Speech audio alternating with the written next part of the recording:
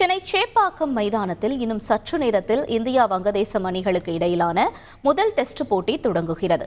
போட்டியை காண ரசிகர்கள் வந்த வண்ணம் உள்ளனர். கூடுதல் தகவல்களை செய்தியாளர் லோகநாதன் வழங்க கேட்கலாம். லோகநாதன், வணக்கம். மைதானத்தை சுற்றி இருக்கக்கூடிய சூழல் என்னவாக இருக்கிறது? ரசிகர்கள் மத்தியில் இருக்கக்கூடிய வரவேற்பும் என்ன? சென்னை சேப்பாக்கத்தில் இந்தியா வங்கதேச அணிகள் மோதும் முதல் டெஸ்ட் போட்டி டிக்கெட் விற்பனை இன்று துவங்கியது. இந்த போட்டி 5 நாட்கள் நடைபெறும். ரசிகர்கள் அந்த மழை ஒரு காரணமாக இருந்தாலும் ரசிகர்களுடைய வரவேற்பானது அதிக அளவில் இருக்கிறது. டிக்கெட் வாங்குவதற்காக 500க்கும் மேற்பட்ட ரசிகர்கள் காலை முதலே இருந்தாங்க.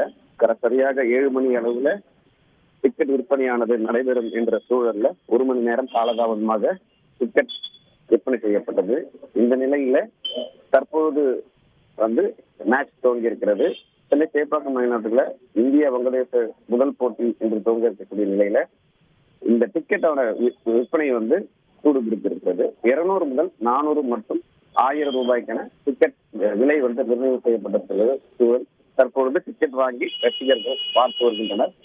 2021ஆம் ஆண்டுக்கு பிறகு 3 ஆண்டுகள் கழித்து சென்னையில மீண்டும் டெஸ்ட் போட்டி நடைபெறுகிறது. அதே சமயம் இந்திய அணியை பொறுத்தவரை ரோஹித் சர்மா, விராட் கோலி, அஸ்வின் விளையாடுவதால் இந்த மேட்ச் ரசிகர்கள் மத்தியில் எதிர்பார்ப்போடு இருப்பது என்று பார்க்கப்படுகிறது. தகவல்களுக்கு நன்றி லோகநாதன்.